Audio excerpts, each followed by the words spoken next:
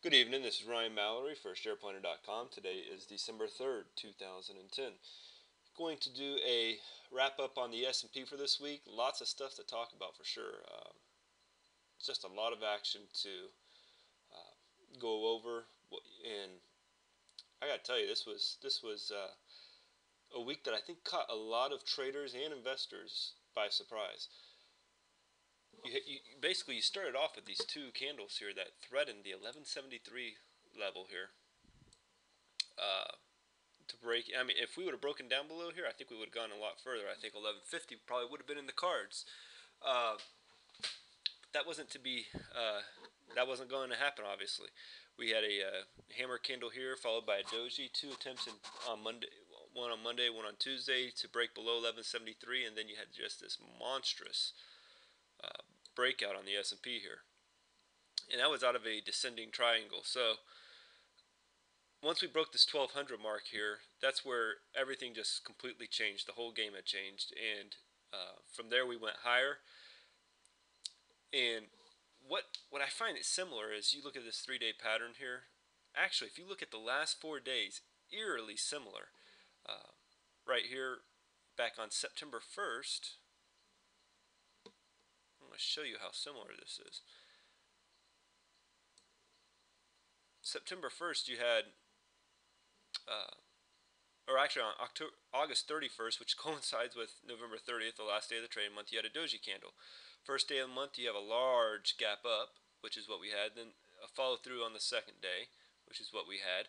And then, the third day of the rally was also higher, but we had that as well today, but we didn't get that till late in the afternoon. But nonetheless, though, it was higher. So, what is that? What does that mean for Monday? Well, I think that there's a very good chance that you could see a little bit of weakness creep into the market. Not enough to sidetrack this rally because I think from here the market's going to continue to go much higher. But I think it's going to be enough to where some folks will probably start taking some profits, and uh, as a result, it'll give you a buying opportunity. So I don't know. It could be one day. I don't expect that this rally here is going to follow this 2.5 month rally perfectly. I do not. But I just think it's very interesting, the similarities to it, and I think there's conclusions that you can draw from what we saw back on September to what we're seeing now, and that is that assuming we can break through this 1227 level, we could go much higher in this market.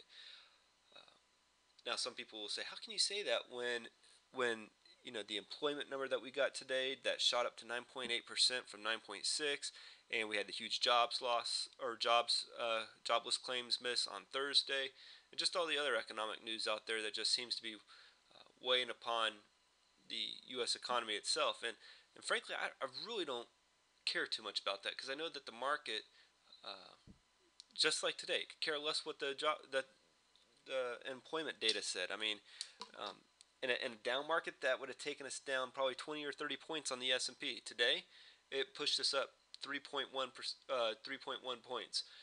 Uh, we did sell off initially, but we came right off of it. Why? Is because the market doesn't care about that in the short term. Yes, it does price it in over the long term, and if we continue to lose jobs, the market will go down.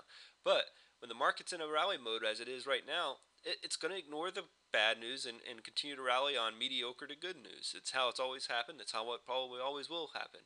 And uh, the I mean, you do have shock events to the system like 9/11, like the banking crisis that we saw back in 2008.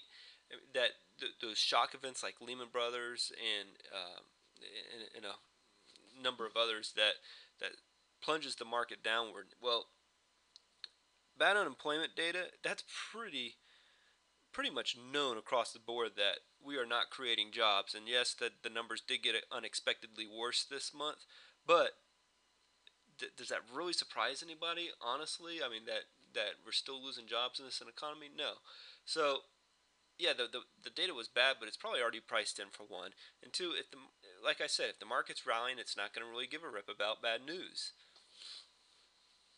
Uh, So with that said, let's look at a few other things here. We talked about just now the parallels between the September 1st rally that lasted for about 2 months. I don't know if this one will last 2 months or not, but I think it's a sustainable rally. How long, how or how high it goes. Nobody knows the answer to that, but I do think it's sustainable. I think we will break through the 1227 level. We got up to 1224 today. We may pull back, on Monday or Tuesday before we actually push higher, but ultimately we will. And we do that. I think we could push it up to 1260, and then after that, maybe even as high as 1300.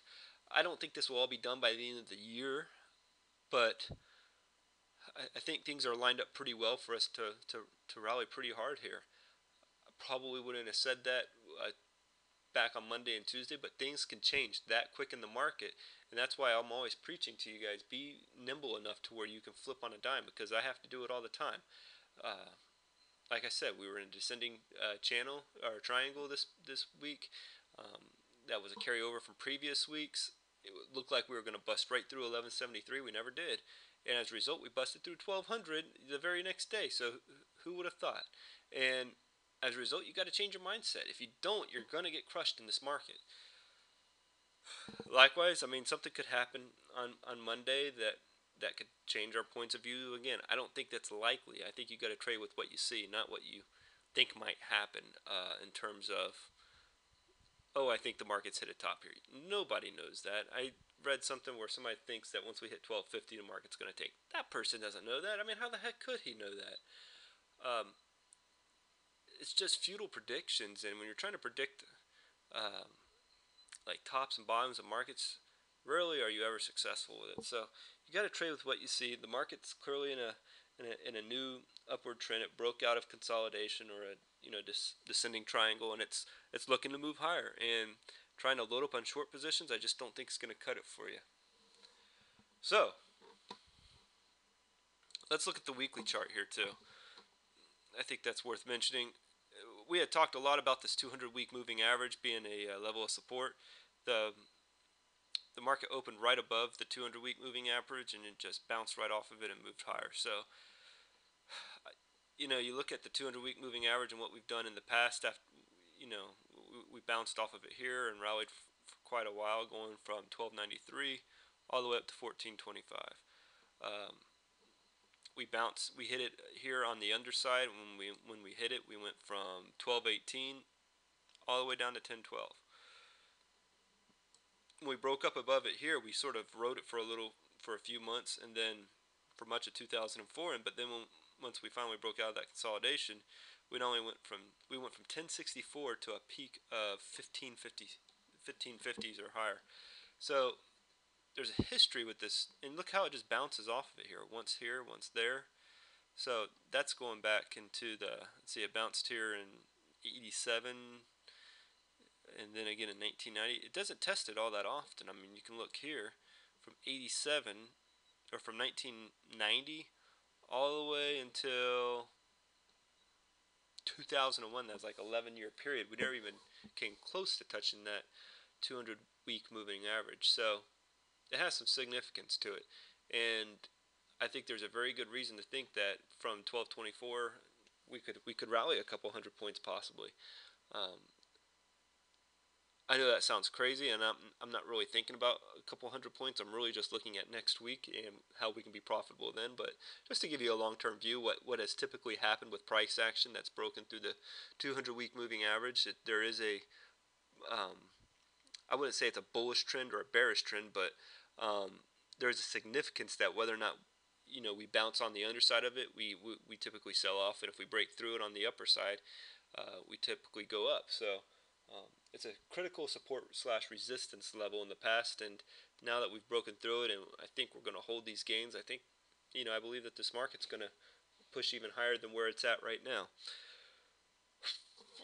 The monthly view, not a lot to deduct here. The same kind of moving averages, except from a weekly, it goes to a monthly standpoint. I don't use monthlies really all that much here anyways, but if you're just looking at it from a pure charting, it's a nice little breakout here that we saw this week above the April highs.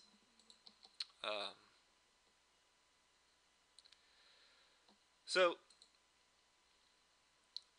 I hope I didn't confuse you guys at all, or but this is just my viewpoint on the market right now going forward.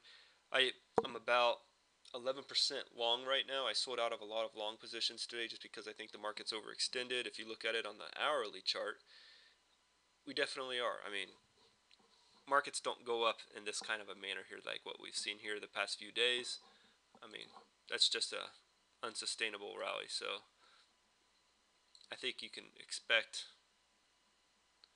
the market to pull back some here in the days ahead. So what does a traditional rally look like? It looks more like this here, where you got a series of higher highs and higher lows, you know, but not this. So I think there's the likelihood is that we do pull back, you know, in the next day or two.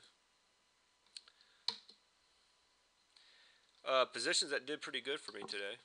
I'll go over these real quick just so you can see these breakout plays.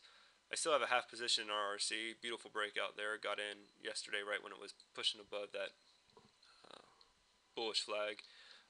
HK, you know, it's completely closed out. I think the rally at the end of the day was a bit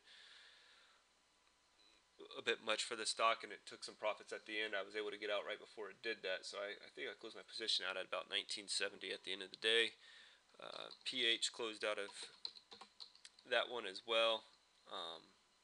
Just didn't really have the mojo that I was looking for it to have. NVLS I'm still long on. I think it could still push a little bit higher there. Finish line, FINL, I got into that this morning. It's a breakout stock. I like it really. I like it a lot from the weekly standpoint because it's just starting to break out there, and I think it could go much higher. I actually hate this stock, quite honestly. I love shorting this stock here, especially like when you have these channels. I've shorted this stock in the past more so than I have gone long. I think this is the first time going long, but I have to go with what the charts are telling me. So, and retail's doing pretty strong, so I think this stock should be able to benefit from it. Short positions, Google. Better look at it from a daily chart here, but you have the 50-day moving average and the 10-day moving average converging and sitting right overhead of it, and a lot of resistance. I mean, the sucker gap down. It basically tried to fill the gap today. I don't know if it got all the way there or not, but I put a stop loss just above 590. I think it's like 590 and 10 cents. But I want to see it fill this gap. It hasn't yet to do it. It's at about 540 or so. So if it does that, that would be a great area to close out your short position. And then DTV, still have that. Short in it as well, but struggling to break through that 100-day moving average. Really, the only reason why I kept it was because I wanted to use it as a hedge against Monday in case we do see some weakness. That's about it for now. I hope you guys all have a great weekend and get some rest, watch some football, and we'll see you guys on Monday. So long.